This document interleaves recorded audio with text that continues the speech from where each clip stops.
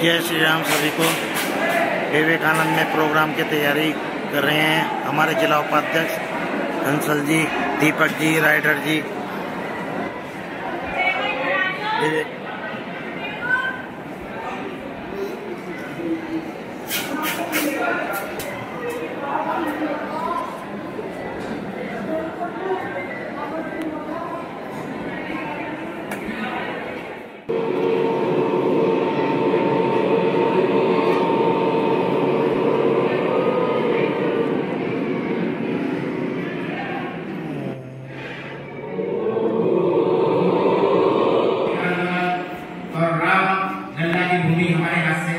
कहीं चली जाती तो वो हमारे लिए बहुत ही गलत विषय साबित हो जाता, क्योंकि विश्व हिंदू परिषद अपने आप को हिंदू समाज का मुखिया और नेतृत्व करने वाला संगठन है ही और करता भी है। इसमें कोई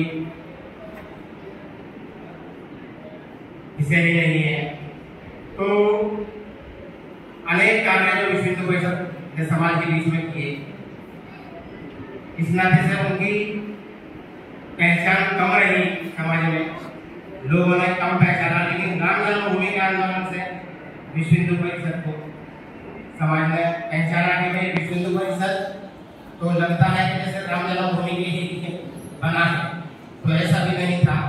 देश के अंदर ऐसे ही अनेक आंदोलन और ऐसे ही अनेक हिंदू समाज पर चुनौतियों के जो विषय थे, उन्हें सबको स्वीकार करते हुए और अपने 60 वर्षों को आगे लेकर विश्व हिंदू परिषद बढ़ा है। देश के अंदर आज से अगर 60 वर्ष पूर्व का माहौल देखते हैं या अब का देखते हैं तो कल्पना नहीं की थी कि इतना परिवर्तन समाज के बीच में हो सकता है।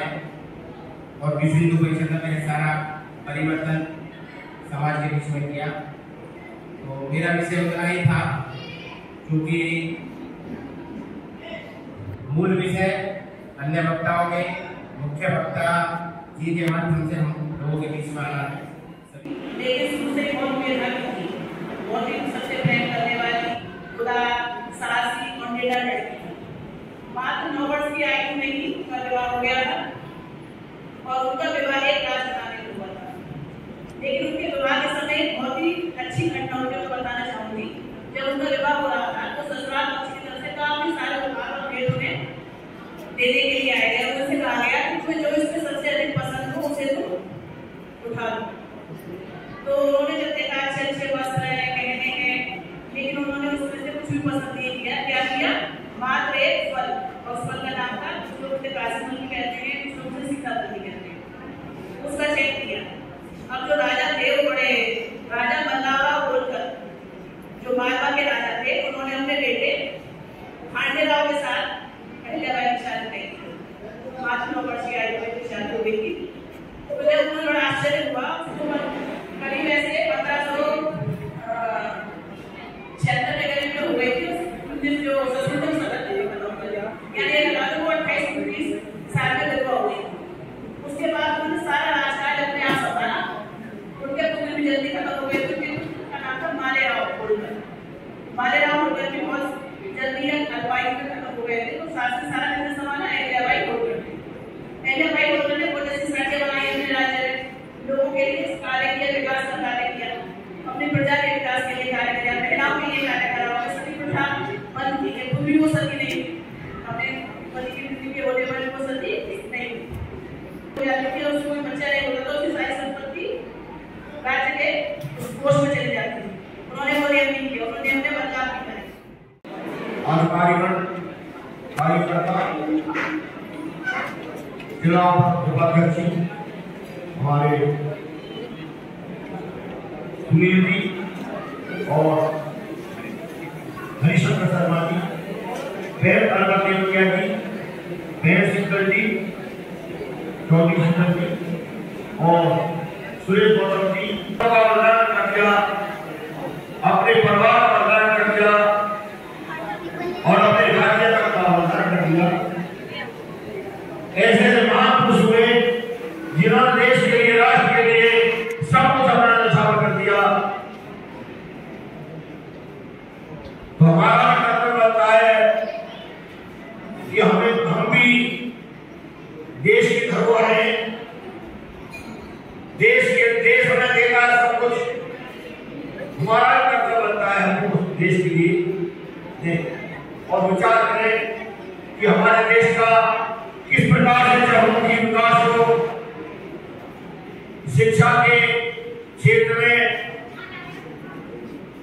या और अन्य क्षेत्रों में किस प्रकार बजट का गठन किया गया। और सन 1984 में आपने देखा होगा गठन कैसे हुआ, जब राम जानकी रथ यात्रा चली थी तो उनकी रक्षा करने के लिए पुलिस की सहायता के लिए कहा गया, उन्होंने कर दिया। तब अकस्मात युवा प्रणाली वहां पर सामने आई और उसको सुरक्षित अपने स्थान पर पहुंचाया। तब संत महात्मा ने विचार करके कि भाई ये जो है अचानक प्रकट हुआ है, तो इसका नाम जो है बजरंगबली हनुमान जी के नाम पर रखा। आपने हनुमान जी की कथा सुनी होगी, जहां भी भगवान राम को आवश्यकता पड़ी हनुमान जी को भेजा।